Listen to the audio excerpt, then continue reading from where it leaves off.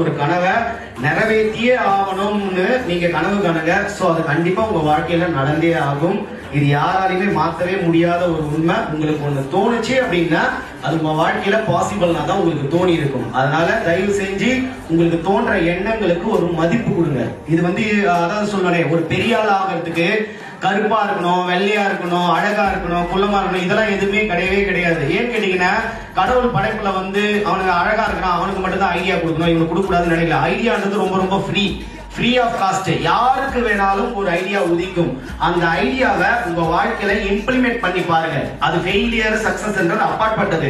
எனக்கு இது ஒரு தோணி இருக்கு, இதை நான் பண்ணி பார்க்கணும்னு ஆசைப்பட்டு அதை பண்ணி பாருங்க. அதுதான் உங்க வாழ்க்கையுடைய சக்சஸ். நீங்க நினைக்கிறத நிறைவேற்றிட்டோன்றது தான் உங்களுடைய சக்சஸா இருக்கும். முடியாது நடக்காது